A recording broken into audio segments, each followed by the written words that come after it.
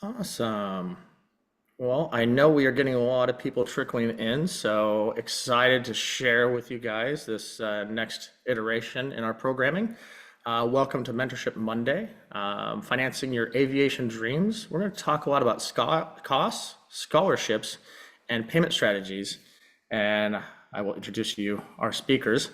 I will start with myself. My name is Anthony Geraci. I'm a pilot, commercial pilot, as well as CEO of Stratus Financial, hopefully your lender or at least a lender in the flight student lending space.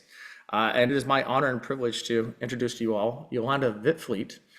She is a Boeing 787 captain, an author of Airline Transition Manual, and a pilot's guide to scholarships and grants. Jolanda, you want to talk a little bit about yourself?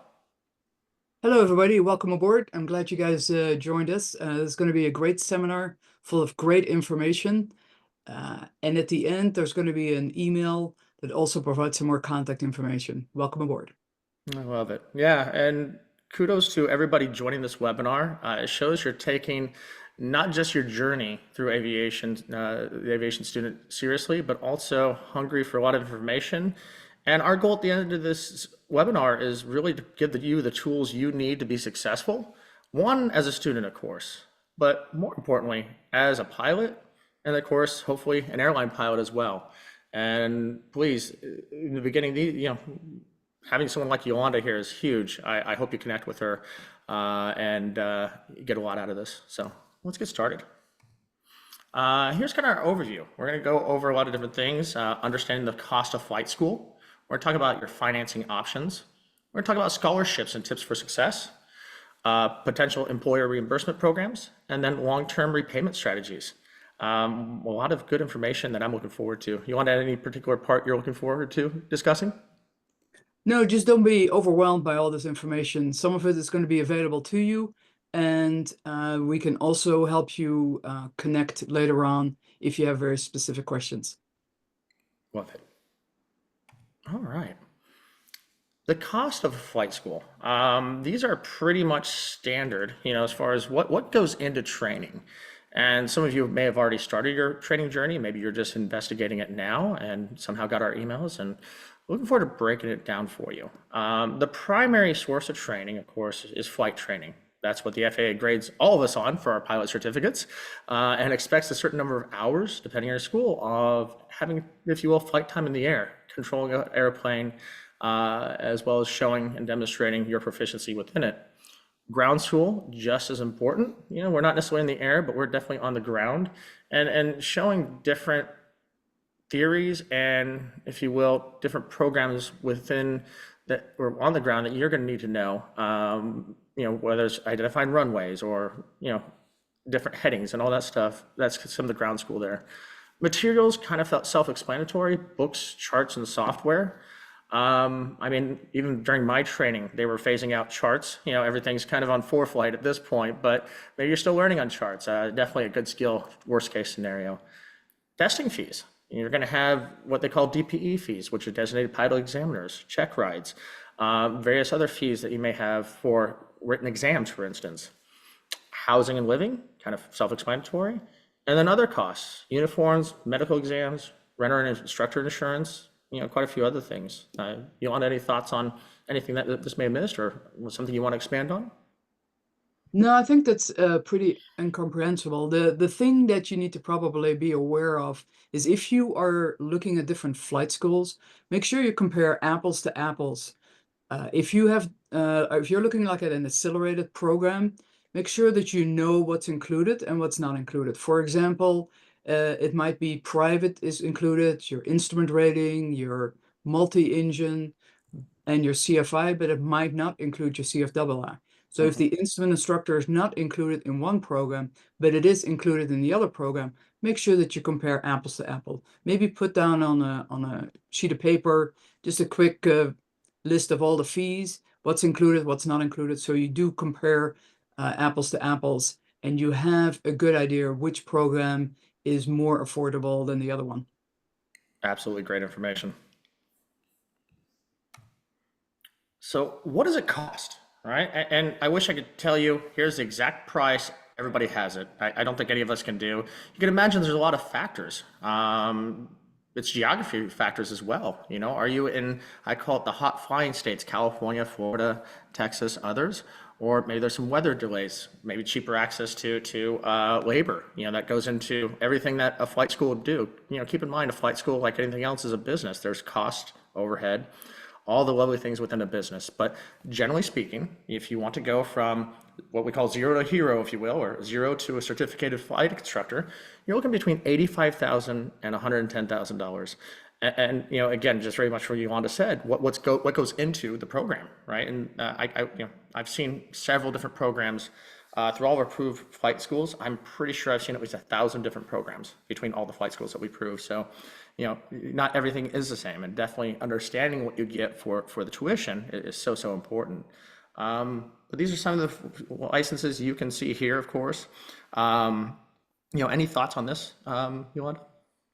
No, the only thing that you might want to keep in mind is down the road when you have experience and you have enough hours to become an airline transport pilot, that that is an enormous amount of expense as well. So keep that in mind, that you're not done with this. There is more to come, unfortunately.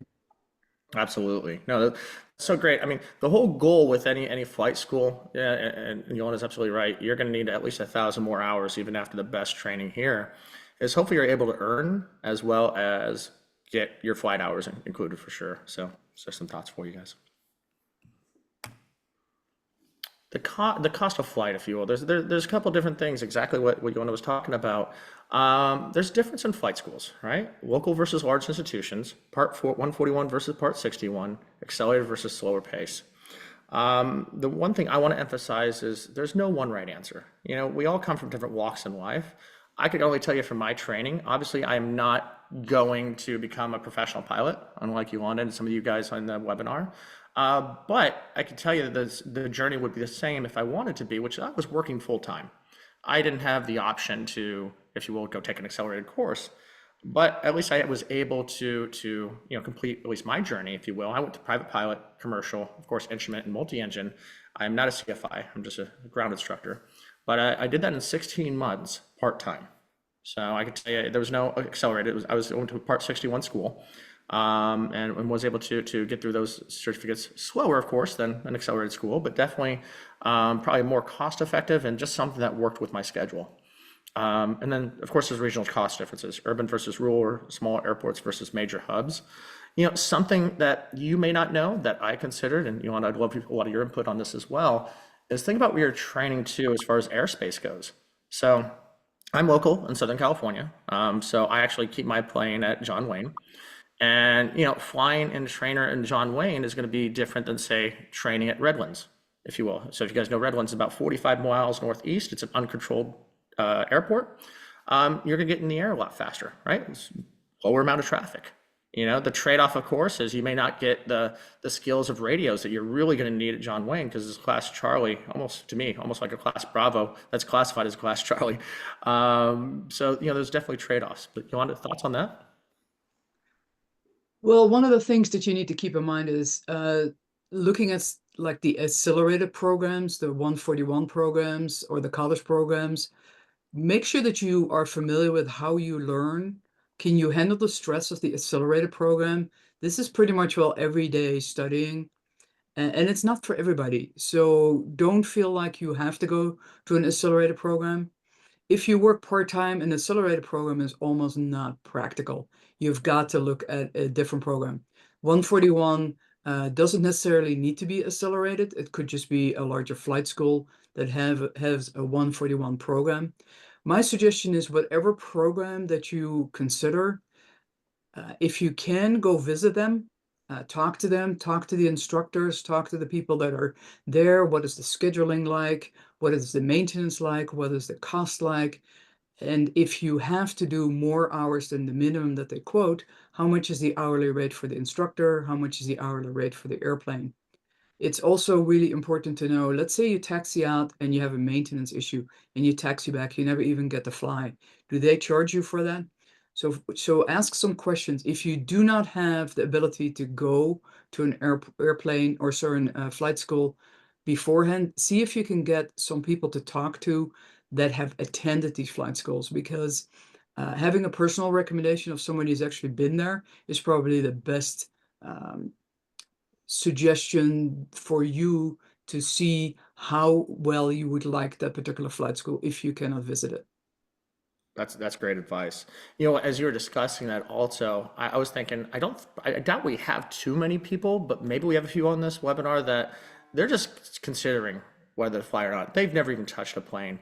If I can make one strong recommendation for those who haven't even gone up in a plane, go to your local flight school. You choose. You can take a discovery flight. Let me give you some real world data, if you will. It was one of our earlier borrowers, and they completed ground school, and that was a couple weeks. That's just the way the accelerated course that they took at this flight school happened, and then they finally got in the air. So we're talking about tuition. They probably spend about 20,000 tuition right now because they did all the ground up front, and then he got in the air, flew 6 hours, and realized that just couldn't do flying. Couldn't always upset stomach, lost sensory, just could not get comfortable in an airplane. And that's of course going to be very key if you're going to be flying to an ATP standards, of course. So he decided he was not going to continue flight school, and I felt really bad for the borrower. Unfortunately, there's money that we've expended on his behalf. Understand, yeah, get up and if for some reason you're just watching this webinar and you're not sure, you're just finding out, it's worth a discovery flight. Double check, make sure this is what you want before applying for loans, before going down this entire path. Otherwise, you'd be wasting money for no reason. So, and I can tell you, take that discovery flight, one of two things are going to happen. You're going to be like, get by the bug, and I'm absolutely going to do this, or I'm absolutely not going to do this. Those are two options. Yeah, good point. Discovery flight is almost a must, and it doesn't hurt if you have 2 or 3 different flight schools that you're considering, is to take a lesson in each one of them to see how you like the instructor, you like the operation. It's pretty critical. The other point that you might want to keep in mind is that there are ways to save money by buying like in advance flight time at some flight schools. Be really careful when you do that. People have gotten burned on that because flight school went out of business. And also in some of the accelerated programs, be really careful if it's not your cup of tea and you have to drop out. The amount of money that you spend on it that you don't really have anything to show for is really, really critical. So do your research to know exactly what you're getting into, because it might not be financially feasible if it turns out that this flight school is not the flight school that you want to continue with. Absolutely. Awesome. So financing options. Number one question that I get all the time, even though we are a lender, is how do you pay for this? And I am the last person to talk anybody into a loan, right? We serve a need, but only if there's a need. We're not here to do anything. The first option is personal savings and family support, right? If you've saved up for this, there's definitely personal savings you can pay for flight training. Yolanda just told you, right? One of the tricks is you can buy more flight hours, and of course, be careful with that, as she said. But getting financial support from family or friends, right? That could be definitely a viable option. Student loans, federal student loans, if eligible for an accredited program, for example, 2-year associate degree with flight training, private loans, and take a look at different interest rates there. And then option 4 would be military benefits. Credit cards are definitely an option as well. There's a lot of pros and cons in credit cards that definitely come into that, but we can do some thoughts there. And Yolanda, I think you had some other creative options. Yeah, if you're looking at the military, the National Guard definitely has some great opportunities. If you are interested in the military, RTAG, Romeo Tango Alpha Golf, RTAG is a great organization that has a lot of information. They have an annual summit in, I believe, October, that will provide you with a lot of information as well, if that's the option that you want to go. Regarding credit cards and personal loans, people have gotten a little creative with it. One person that I talked to ended up having a car. They had paid off their car. they sold their car and they used that money for flight training, and then they bought another car prior to starting flight training and got a loan on it. And the loan obviously has a much lower interest rate. Mhm. Absolutely. Yeah.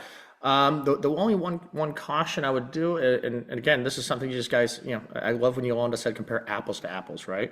There's there's schools out there that absolutely have flight training, that you can get Title IV money, what we call Title IV money, which is federal funding. Take a look at the total cost of schools, though, if you will. Especially like a 4-year program. School is not cheap, even with federal funded, right? Yes, there are schools, but generally speaking, if you go to Title IV school or something like that, the total cost of the program is twice as much. So when you're comparing those apples to apples, please take a look at the cost of those schools as well. So There is, for example, some interesting community colleges that are approved by the FAA that do allow for FAFSA loans. Mm. And that are an example is Ames Community College in Colorado that I'm aware of. That has for less than 100,000, you get a 2-year degree plus your flight training, and so Cool. that's actually a really good deal if Good you deal. are in the you need the FAFSA in order to make this happen. Mhm. If you live in Colorado, there's an additional benefit is that if you make less than $90,000, there's a new program where the state of Colorado assists you with making payments. So basically, the way it works is that you pay for your tuition, but then you get some of the money back during your tax returns. It's a Oh, brand great. new program. I would recommend if you are in Colorado, you might want to look into it because it sounds like it's a really good option for students. Yeah, guys, please go check that out. Awesome. I also wanted to take this time. So the number one, I would say, complaint we get from a lot of our borrowers is you guys are too expensive. And one, I wish we'd be cheaper. We wish we had a lot more options available. For us, we're a simple company. We get credit from banks and stuff at one price, and we sell it at another. That's just basically how we do it. Not much more than what we get it at. But I want to take the opportunity to really kind of explain your loan, whether it's through us or really anybody, right? It doesn't have to be us. It could be, some of the FAFSA money that you get. Really explaining the payments around your loan. I'll of course use ours as an example, but I don't think we're any different because there's definitely an interest-only period, with other loans as well, and then you get a repayment. A lot of these are really, trying to tie to when you should be earning income, and then of course, hopefully, years 3 or 4, you're at the, airline transfer, or airline job, regionals, or maybe you take a charter job or something like that. So the first year, of course, we have a deferment option. And then year 2 is interest only, right? You're paying the least amount you can on the loan, but you're not getting anything to principal. So that's a downside, right? The whole goal in a loan, you want to pay as much principal as you can to get that paid off. But the way it's set up is with ours and others is, hopefully by the time you're paying something, you're now a CFI, or maybe you don't like that route. Maybe you went to go get a commercial pilot's job. Either one is very acceptable. But around that year 2 mark, hopefully you have a job. So you're getting some income while you're continuing to time build towards the ATP license. And then around year 3 is when at least our products, we start to fully adjust, so fully amortized over the next 13 years. And the payments should be in line with what you're looking for as far as income, right? So once you get that airline job, 120K a year, makes a little bit less, 100, depending on where the economics lie, but makes it affordable, with that job to pay for 13 years. And at least for us and most loans, you could prepay at any time. We're not here to lock you into anything. We want you to have the best career you can. My one piece of advice from a financial is if you get a bonus from the airlines, I know they're becoming fleeting right now, but there was quite a few times for bonuses you get from a variety of airlines. Any bonus you get though, my recommendation is take it, apply it to your loan. Again, there's no penalty for prepaying any of your loan. You prepay some, prepay all, but that just saves you a lot of money in the long term. That's what we really want to do for you guys too, is help you fund your dreams and then save you money, as much money as we can. And Yolanda, I don't know if you have any thoughts on financing as well. No, just a question. Is the rate fixed? It really depends on what they choose. This is just unfortunately financial products. Keep in mind this is a 15-year loan.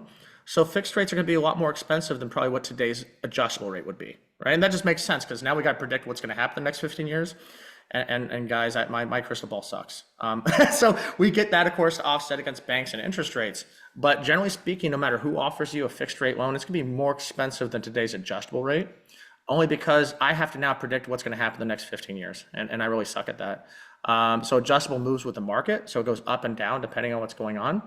And, it wasn't too long ago, 2 years ago, right? We increased 5 percentage points, right? 500 basis points in loans, just because that's what the Feds wanted to correct that overheating market. And now we're going a little bit of a decline, right? Now we're starting to see some cuts by the Federal Reserve. Adjustable rates just move with the market. So there's no built-in risk.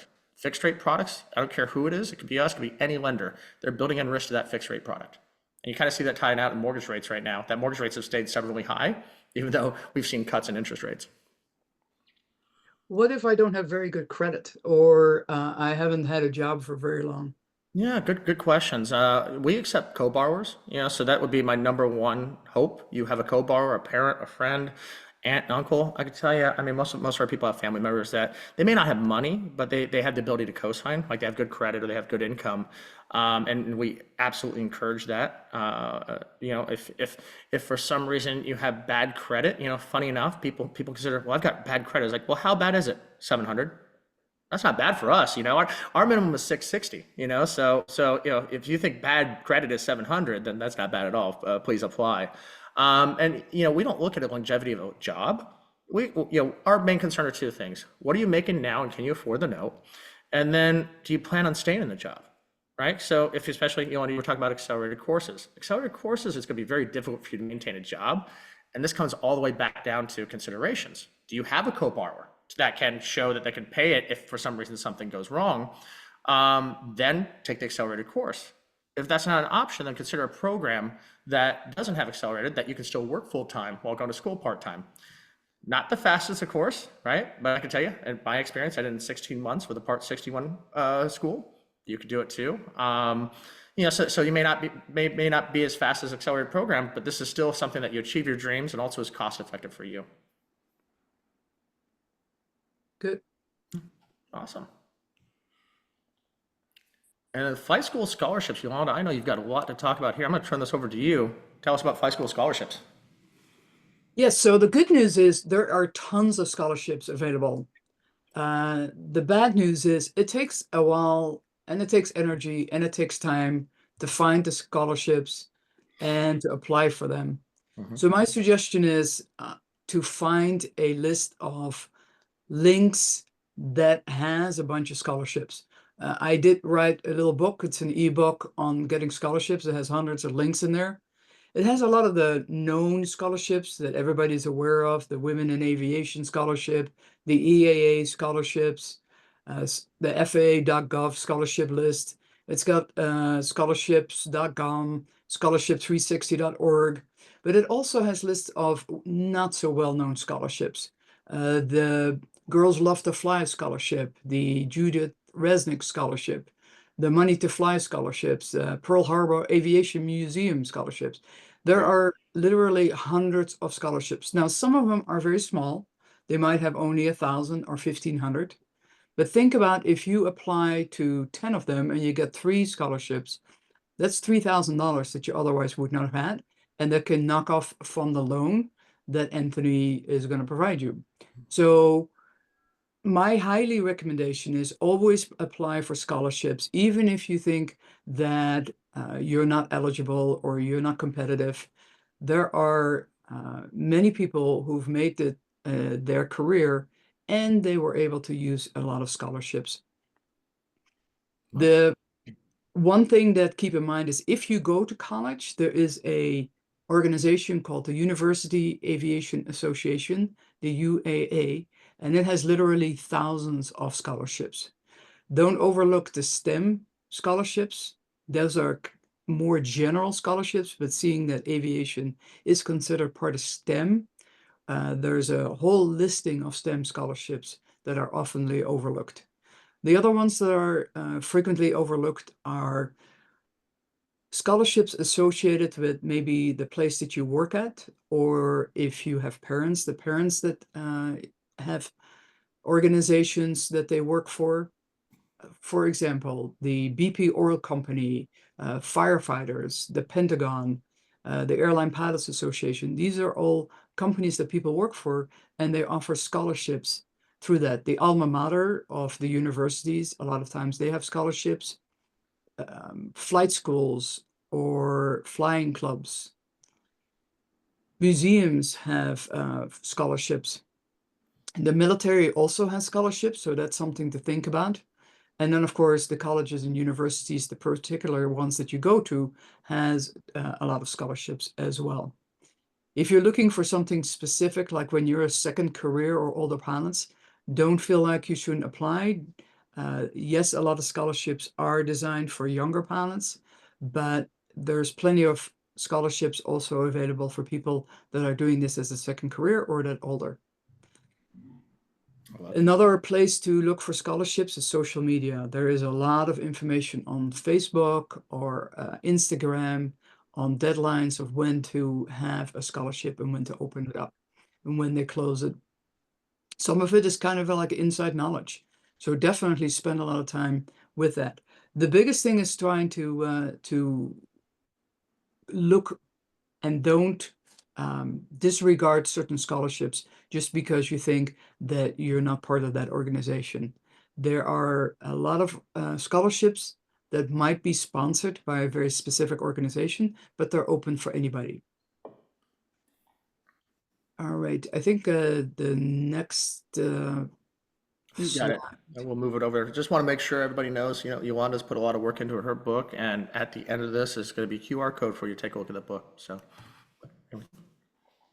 So where do we find it? Well, if you are a member of some of the social media groups, then a lot of times they publish deadlines for certain scholarships.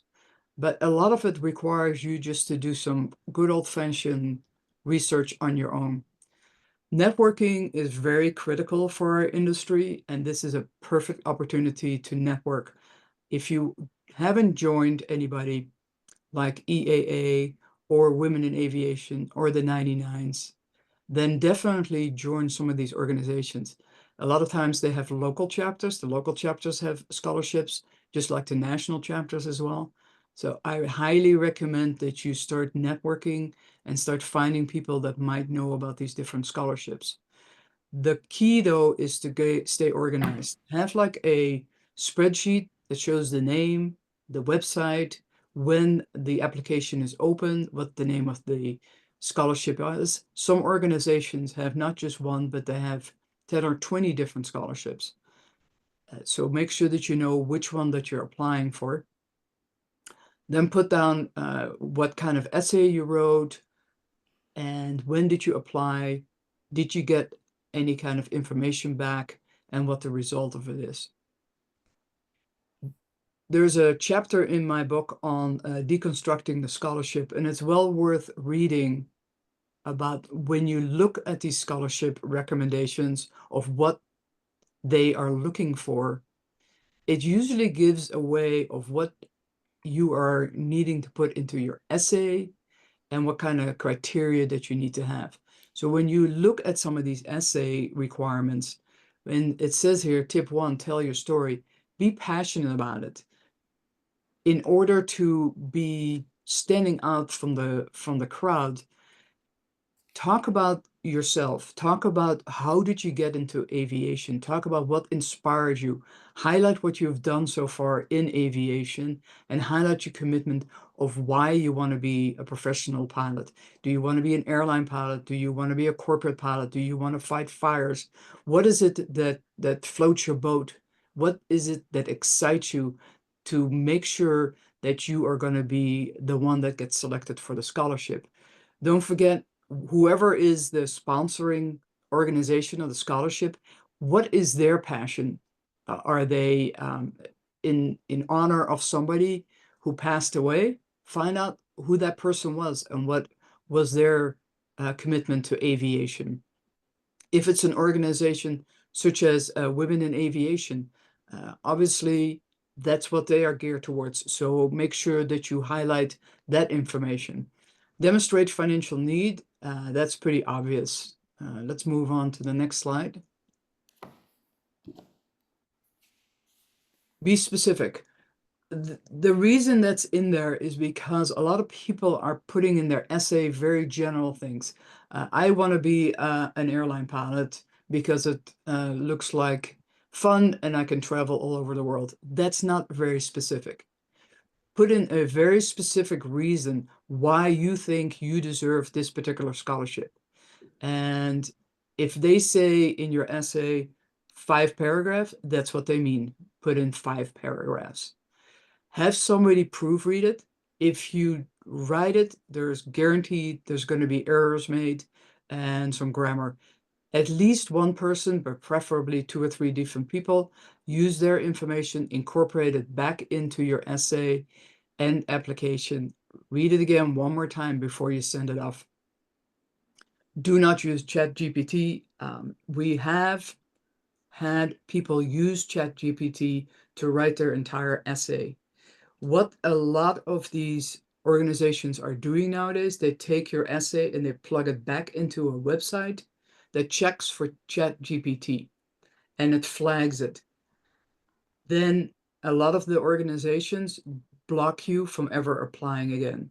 Now, that doesn't mean that you can't use ChatGPT or something similar to come up with an outline or some ideas or suggestions or some general concepts, but do not use it to write your essay. What they want from you is to learn about you. Who are you and why do you want their money? That is a big thing about the essay. Follow their direction. When it says 500 words, that means 500 words or less.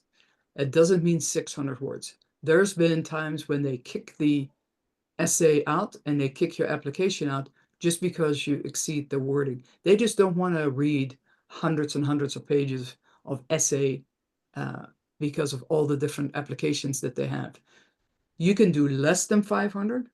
They can do 400 if you feel like you can convey your ideas and suggestions. Anthony? All right, tips for winning scholarships. Letter of recommendation. Almost all of them require some kind of letter of recommendation. It's called an LOR. It's really critical. One more reason why you start the process early to apply for these scholarships, because these letter of recommendations need to go to people that you know.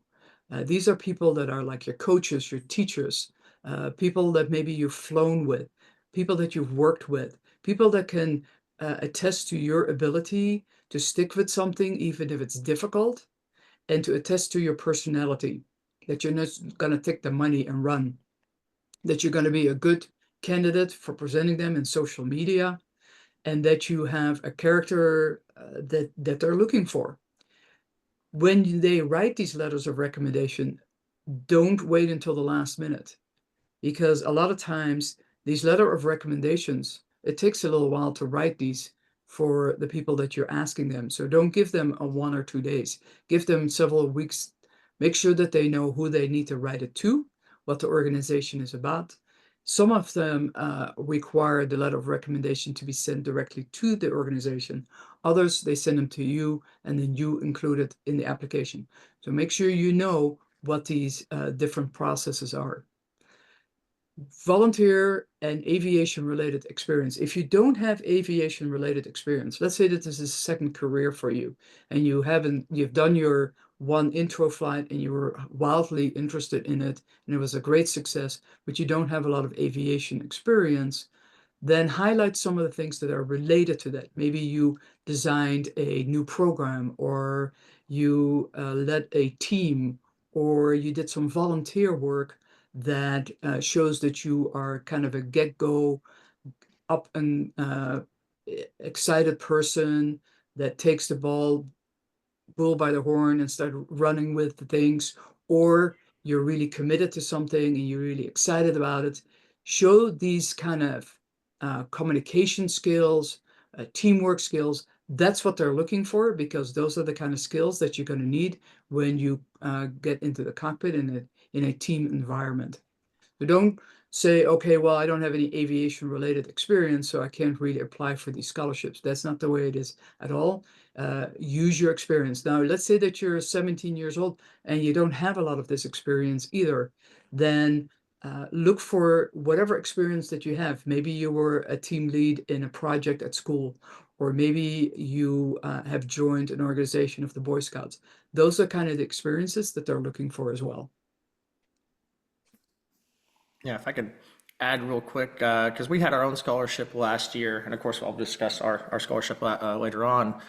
But keep in mind, this is all huge information. But I can tell you, at least for us, and I think most people who give scholarships, we're really looking to make an impact with somebody, right? When we see something in the application, we see something in the essay, in the resume, that this person deserves to move forward. And I think, what Yolanda's sharing with you guys is key information. But understand the scholarship giver cares. There's a reason. There wouldn't be a scholarship otherwise. But the only thing we have that shows that you care is the application, your essay, all that stuff. So that really has to come through, right? In your resume or in your work experience. So I can't emphasize that enough. Spend time on this. The person who won our scholarship last year showed not only just showed adversity in their life, but also overcame it. And showed how they overcame it, and really showed the dream of wanting to fly. And we wanted to help them. That was the story that came very clear through their essay. And if this is the only application process, so you only have an essay, it absolutely behooves you to spend as much time as you can. To Yolanda's point, not only just apply, but also make sure you spend time on this. This is something that if you want to increase your chances of success, understand that everybody cares about whatever they're telling you about in that scholarship. You've got to spend time on it. Make sure that you address their concerns and they feel that they've done some good in funding you. That'd be my advice. Good, thank you. Awesome. Let's talk about employer reimbursements. Yolanda? I'll turn it over to you. Oh, okay, yeah. No, happy to do so. Yeah, so there's a lot of different things that you could do. We say employer to pay for flight training. I could tell you a lot of airlines do have a reimbursement program, even some charters that really have a reimbursement. But let's just say you don't, or you're being asked to learn, and you're now going to become the corporate pilot of a company. What does that look like? You can get them either to pay or reimburse for your flight training, right? You can take a look at the policy of your employer. Maybe it's not just flight related. Maybe they have a general policy for school. Make sure you talk with the HR department with wherever you work and see what their policy is for refunding and everything. And then, worst case scenario, just say they don't have something that directly presents themselves here. Present the business case. There's a lot of different things that you could do that you could show them, hey, this makes a lot of sense for you guys. Show them how a pilot could benefit them as an employer. Maybe they don't have a need for a corporate pilot yet, or they're starting to explore it. You'll see this in bigger companies, especially with revenues in excess of 20 million or so, starting to see the need internally for a plane as well as a pilot. Because as funny as it sounds, they start saving money. When you're flying 10 people, even if you're getting economy tickets, maybe you need to be places, you need to be quickly, you're moving from city to city, as the case may be, really start needing a private jet to get everybody where they need to be. You can present that business case to them. Take a look at maybe different places. Before you even go into flight training, maybe trying to find jobs within the aviation industry, someone who is friendly. Maybe Boeing or Airbus, or somebody who works within, and supplies the aviation industry. Maybe they'll see a benefit for funding your student loans as well. And then again, there's a ton of employer-sponsored programs, especially once you get to regionals and majors, something like Delta. There's definitely, if you will, independent criteria to get that, if you will, employment reimbursement from training. And that's something you can learn just directly through the regionals or the airline pilots, as the case may be, as you get there. Any thoughts on that, Yolanda? I don't know if you've had some personally experience on that. Yeah, so if you're considering doing any of the pathway programs to the different airlines, Mhm. just make sure that you know what the bottom line is. Know this fine print.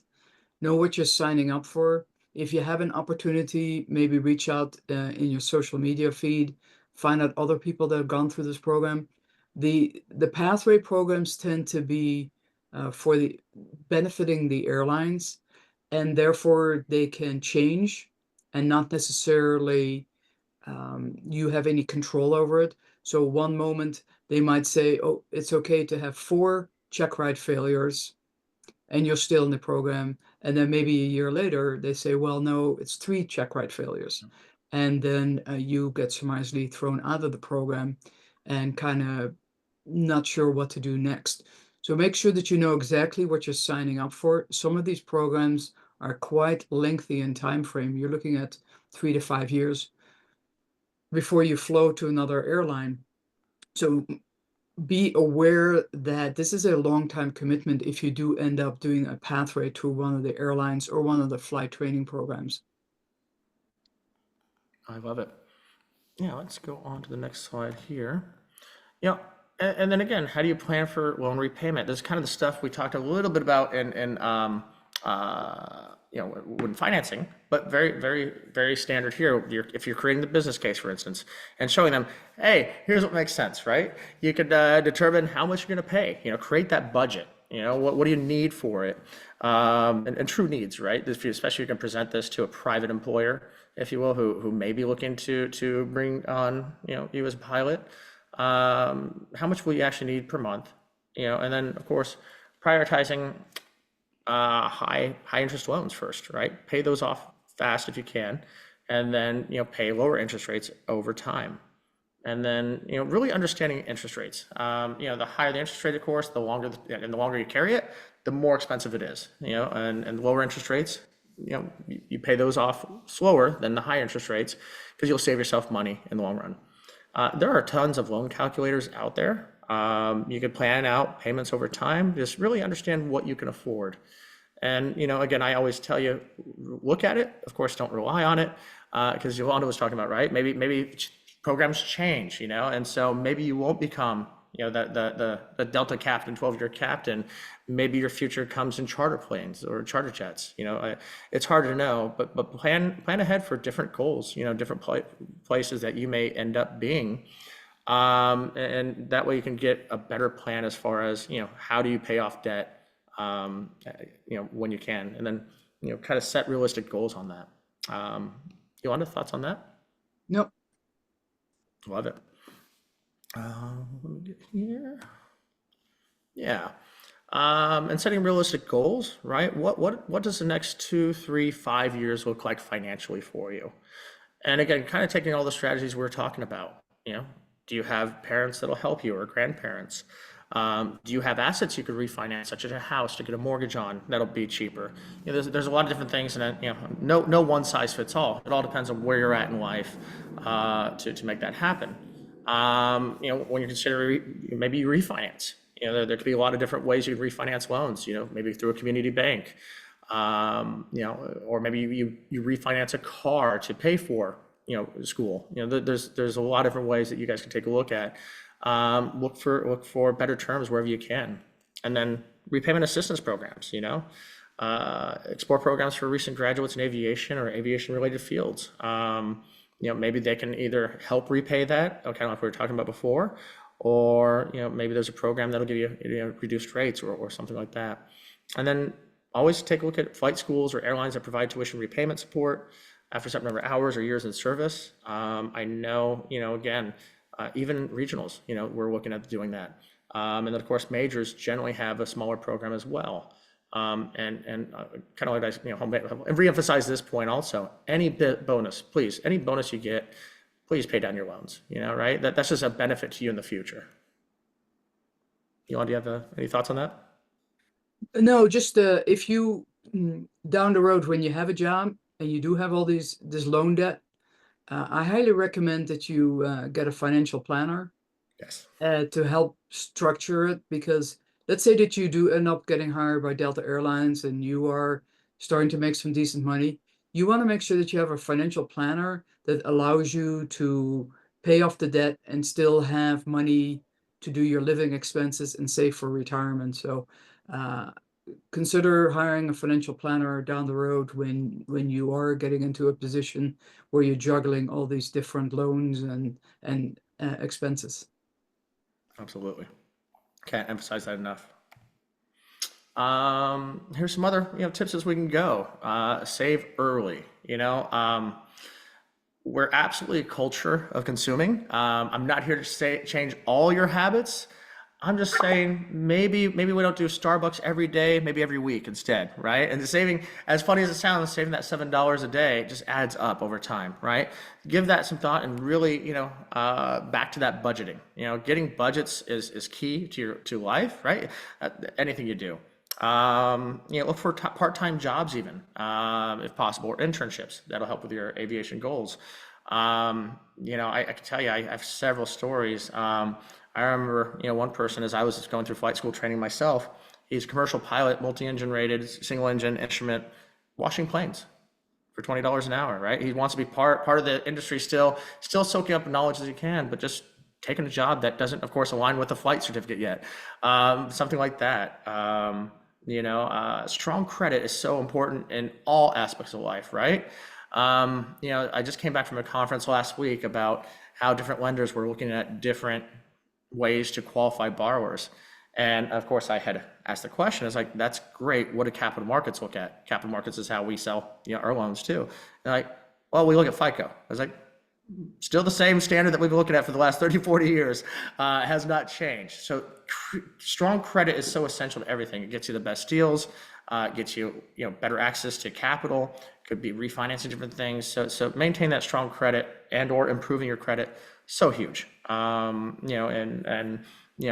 potential, right? Consider that what you're going to be. Are you going to do airlines? That may not be your goal, right? I'm not here to tell anybody what they have to do in their life. You may decide, what, I think it's better quality of life if I get a charter job where I'm always at home most of the time. Whatever that looks like for you, consider that as your goals. And then of course, track finances, even after graduation, even after maybe the need for budgeting, highly recommend you still do budgets. So Yolanda, I don't know if you have anything to add there. Yeah, just some things on part-time jobs and internship, and Anthony already alluded to it. Part-time jobs, great to get a job at maybe the flight school, dispatching, a ramp, parking, even if you work in maybe the local restaurant. Networking, you get to know people, you get to meet people, you can ask them questions, and you never know. When I used to work at a FBO, I had some incredible opportunities where I got to fly DC-3s. I got to fly I think it was the Stearman for the pizza that they were doing promotions on. I got to fly Learjets just because I was at the right place for the right time. So don't discount part-time jobs at the airport. The other things are gig works. It gives you a lot of flexibility, especially if you can do some of it online. But don't think about or also consider things like house sitting, pet sitting. Um, there's apps out there that provide you with information. Fiverr is one of them. TaskRabbit is another one. Nanny.com. There's Upwork. There's a lot of ability to do gig work while you are waiting between one flight in the morning and a flight in the afternoon. You can get some work done. You can do some work when the weather is bad in order to make some money on the side. So don't discount the ability to earn some money while you are flying as well. Absolutely. And with that, I think we want to open it up to Q&A, and hopefully you guys have some questions, and we'd love to answer them.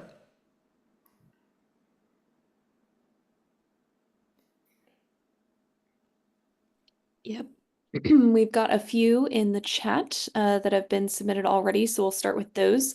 We might not be able to get to all of them, but if we can't get to your question, we will follow up with you shortly after the webinar. Awesome. Starting off with our first question, Is there a difference between Part 141 and Part 61 schools when it comes to financing and loan eligibility and or scholarships? I could take financing if you want to take scholarships, Yolanda. And it depends, right? For us, we actually finance both 141 and 61s. Um, and maybe I would say for you guys as flight students, understand the differences with 141. They've had to go through a certain approval process with the FAA. So they've had to submit syllabi, and they've had to submit different things that the FAA at least reviews and I wouldn't say approve. Approve maybe is too strong of a word, but at least says this is good enough to train for the ACS, which is the Airman Certificate Standards. So that 141, you kind of have that confidence that this has been reviewed. Part 61 doesn't have that approval process in particular, but I can tell you us at Stratus, that's part of what we do when we review schools, and we want to make sure they at least have a basic ability to train students. Full disclosure, we're not here to, if you will, approve or vet flight schools. That's not what we do. What we do have a minimum standards as far as working with us and loans we're willing to fund, just to make sure that they have at least the tools they should have to train you guys. But we fund both Part 61 and 141 schools. I don't know about Yolanda, about scholarships, if there'd be a challenge for you. Yeah, there's some scholarships are tied to a particular flight school. And then in that particular case, if you don't want to go to that flight school, then obviously there's no sense applying for that particular scholarship. But most scholarships, what they do is once you're selected for it, they provide the money to that particular flight school, whether it's Part 61 or 141. Makes sense. All right, jumping into the next question. We have a question from Ken who asks, with housing and other costs, what is a realistic loan amount for an ATP certificate from beginning to end? That's tough because I think Yolanda alluded to it, and we definitely emphasize we don't fund any programs that go direct to ATP. I'll answer that question up to commercial pilot or flight instructor, because that's a little bit more predictable. And still, it comes back down to the region and stuff like that. But you're probably looking a little bit higher. I would say anywhere from 90,000 on the low end, probably to 130,000 on the high end. I don't want to say that we're not trying to answer questions, but the wild card comes down to, remember that CFI, certificated flight instructor, that gets you about 300 hours, maybe a little bit less in Part 141, but call it 300 hours. You've now not got to get to 1,500 hours. And so it's not for me to dictate how much you're going to fly, especially if you're going to be like a CFI, so you're still working at that time with housing. I guess you could factor in another year, maybe faster if you can do it, but at least another year, I would guess, of time. So housing, but again, hopefully you're also earning at that time, so if your flight hours should be free, because you should be getting them while you're working. I don't want to call it free, right? You're getting reduced pay as a pilot as you're working towards an ATP, but hopefully you have a job at this point and you're earning flight hours. Well, I don't know if you have a different take on it. Now, if you, for example, go to one of the accelerated programs, the housing is going to be a little bit more limited because you need to be able to live in a certain area. There are certain flight schools that actually have a limit on how far away you can live from the particular flight school. So definitely, when you look into it, look into the housing. Maybe they have sponsored housing that is less expensive, apartments and things like that. Or you can, if you are at a flight school of your choosing, you might be able to move in, if you're a younger person, move in with your parents, Yeah. or share an apartment or downsize. For sure. All right. And jumping on to the next one, we have a question from Melissa who asks, I am a high school career coach. What is the advantage of a 4-year degree plus flight training versus a program that is just flight training? Good question, Melissa. In this day and age, it's a little bit less required to have a 4-year degree. It used to be, if you wanted to work for an airline, particularly a major airline like United and Delta, a 4-year degree is a must. This has gone by the wayside over the last 4 years, and a 4-year degree is desirable, but is not necessarily required. So a lot of people are electing not to go to 4-year degrees. They might go to a 2-year degree program, or they elect to go straight to a flight school. Especially in accelerated program, they'll be done in about a year and a half. There is a disadvantage with that because in order to get your airline transport pilot, your restricted ATP, you need to be 21. Unrestricted is 23. Major airlines usually require you to have an unrestricted ATP, so you need to be at least 23 years old. So that means that you can work, it's just that you will not be able to get hired by a major airline. The 4-year degree just delays the program a little bit. It gives you some more maturity. A lot of times the programs are not quite as fast. It gives you a better overall rounded personality when you attend a 4-year degree. But it's also a lot more expensive. If you think about the average college tuition of a large college plus the flying, you're looking at upwards of $200,000 to $250,000. So it's not necessarily cheap if you want to go to a 4-year degree program. But if you do the accelerated program flight school as a person that finishes high school, they need to be mature, they need to be a self-studier, they need to have the skills and the trades to be able to handle it because it's a lot. Yeah, and just Yolanda, I love what you said, and I want to tie that back to kind of an earlier point we made as well. Is when you're comparing those apples to apples, and I love that. Take a look at 4-year degree versus flight schools, right? Nice thing, 4-year degrees have access to FAFSA, so generally speaking, it'll be cheaper interest rates in the long term. The downside, as I said, it could be twice as much. So definitely, please evaluate everything as you look into it and see what makes sense for you. I would look in a 2-year community college. That would That be makes sense. Yeah. if you want to look for between the two of them, it's still very guided and it still has the FAFSA ability, but it's not usually quite as expensive. So that might be a compromise. Yep, makes perfect sense. Emery, I think we got time for one more question, and then we got to wrap it up here. Yes, we have a question from an anonymous attendee who asks, AOPA has a 20K limit. What does Stratus Financial offer? We don't have limits on our loans. Our goal again is to fund you from that what we call zero to hero, right? From nothing to either a CFII or MEI. This is kind of where we're reliant on schools. And that's also what I kind of joked a little bit why we have 1,000 different programs. It's because our schools have a lot of different programs that may meet your needs. And far be it from us, I want to be clear, is like we don't dictate any of this stuff. We fund you for flight school, but it's really your flight schools that tell you, here's the program and here's the cost, right? We're your lender. We're not your flight school program.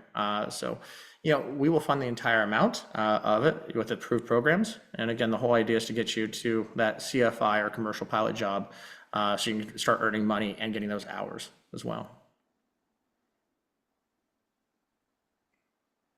Well, awesome. I'm sorry we didn't get to everybody's question. Anne-Marie said, we will definitely get to you guys in email. Happy to answer anything. I just wish we had more time for you. But there's a lot of stuff I definitely want you guys to see. First and foremost, Yolanda, your book here is available. If you guys scan that QR link, I think it gets you to your website in the manual, if I'm right. Yes, and then the book is also available on Amazon, and also the airline transport transition manual is also available, but the QR code will get you there as well. Huge resources. I can't emphasize that enough, guys. I mean, we talk about a lot about financing, and I know this is a very black box for you. If you don't apply, I mean, this is free money you're leaving on the table. And Yolanda's got a lot of great resources on her website that can help you on that. Speaking of scholarships, we have one as well. We've actually increased it. We did 5,000 last year. We're doing 10,000 this year. And they're available on our website, or, of course, reach out to Anne-Marie and we can get you a link to apply for the scholarships. If I can give you one piece of advice, right? The only thing we see on our side is what you give us, so almost to Yolanda's point, if you do ChatGPT, you might as well not submit it. I'm gonna get a generic essay, and it's not gonna help you, and you just wasted your time. But if you can commit to the time of spending time and really showing, that this is what you want out of a career, and we feel that we're helping you, that goes a long way for us. And I guarantee you almost any other scholarship person as well. We have monthly webinars. Next one's in January. We have scholarship ebook on Amazon. We just talked about that. Scholarship websites, and then loan resources. Again, or scholarship website, a lot of it's going to be Yolanda's. And loan resources, please check out our page. We do try to be a good steward, right? We've got a lot of learning. If you take some time as students, here's interest rates and why are they important? Here's ways to pay it. Here's kind of some of the stuff we talked about in this webinar. Definitely creative ways to do so. And then if I don't know if you had anything to add on that, Yolanda. I want to be respectful of your time. I think the summit, Anna Maria was going to talk about that. Oh yeah, Aero Summit. Yeah, I think they were going to give it to me, which is the next slide here. This is, again, what else can we do to help you?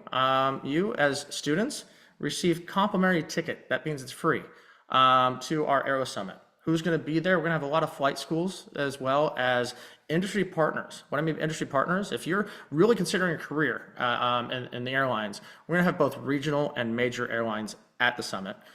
You take a look at some of our press releases. I'll leave them anonymous, but they're out there on who's going to be there. And then we don't have the show for another 5 months, so that'll be May 20th and 21st. If I got it, it was 20th and 22nd. Double check our website on that. But definitely in late May, if you're seriously considering this, and if you want to network with flight schools, get a taste for what's out there. See regionals if you're going to already started your flying career. Get in front of regionals faster, majors faster. It's a great resource and it's absolutely free to you to come. So please take the time and make those connections. And good luck. Awesome. Yeah, and that's all we've got here. Appreciate everybody's time. Reach out please to us at Stratus. Yolanda is one heck of a resource. Please reach out to her. Spend some time, get the resources you need, and hope to see you out there in the skies. Have a great one, everyone.